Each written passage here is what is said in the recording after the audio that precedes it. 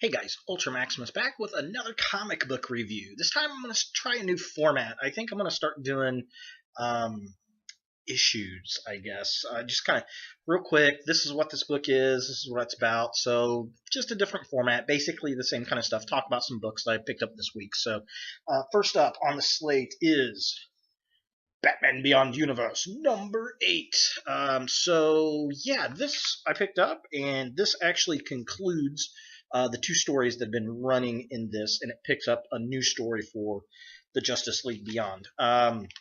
Basically, well, guess what? They beat Brainiac in this, if you haven't been picking up.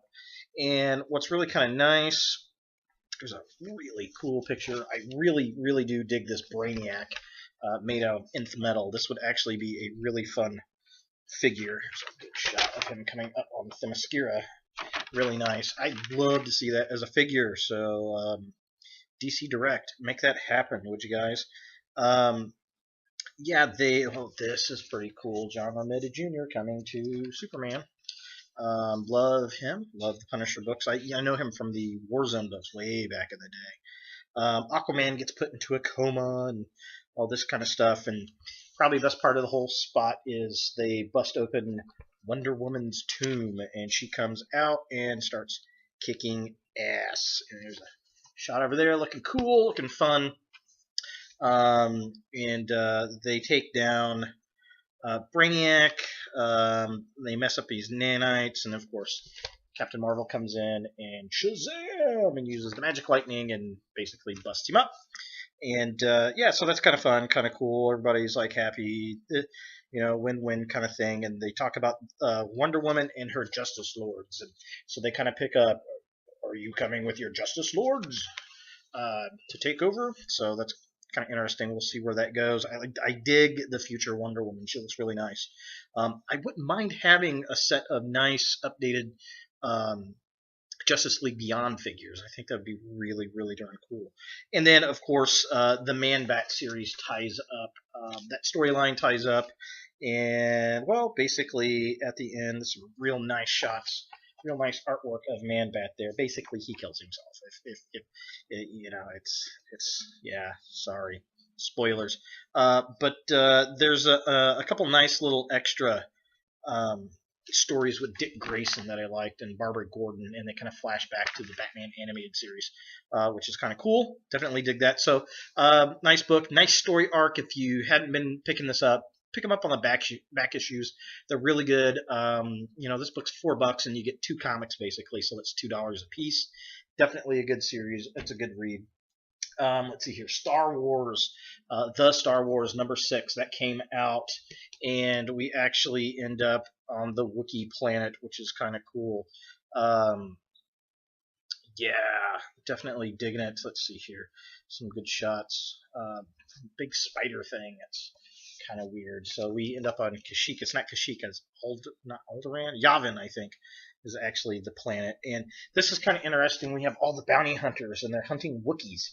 So that was kind of cool, kind of interesting. Boba Fett in the orange.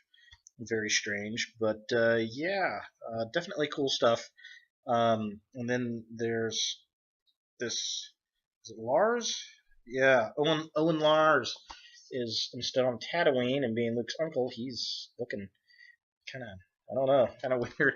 He's on the Wookiee planet, and he's the Wookiee Whisperer or something. I don't know.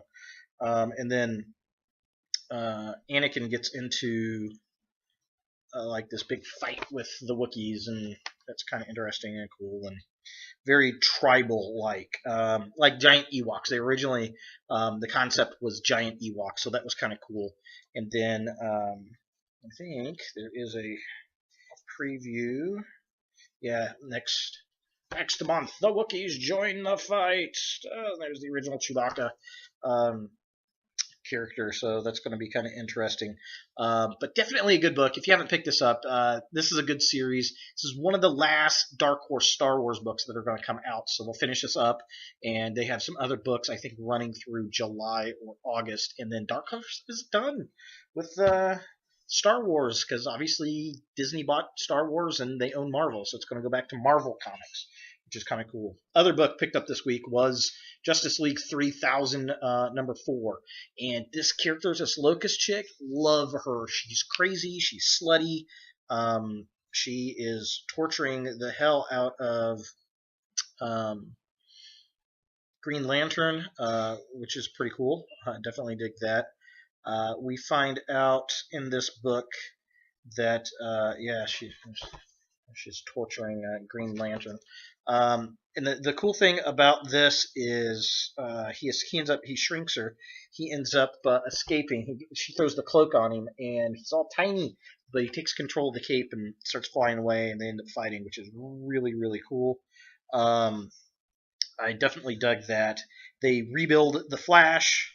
There he is. They rebuild the Flash. We also find out in this book that they're not actually clones. It's a little more sinister than that. What they did was they took the DNA from the original Justice League, wherever they get it from, and they take volunteers, humans, and they basically overwrite the volunteers' DNA with the DNA of Bruce Wayne, Clark Kent, Princess Diana, Wally West, or Barry Allen, whoever, I think it's Wally West, Flash. And so that's kind of interesting, kind of fun, kind of cool, kind of different, kind of creepy. So they make it a little bit more sinister, and then at the end, they're adding a new member, Firestorm. So they made a new Flash, and here comes Firestorm, which he's looking pretty cool. I'm definitely digging it. So this is a fun book. I like this book. I didn't think I was going to like it. It's actually turning out to be a pretty interesting read, so I do recommend that book. Also picked up Supergirl number 28 and Supergirl number 29, and the reason I did that, she gets a Red Lantern ring, so she's really, really pissed off in this book. I have not been reading Supergirl, and this kind of goes with the Red Lantern. This is really Lobo. They introduced Lobo into the New 52 with this series. I don't like the new Lobo. He's pretty lame looking. Not a fan at all of Lobo. Yeah, here's a shot of her fighting Lobo, and yeah, just I don't like it. Don't like it at all.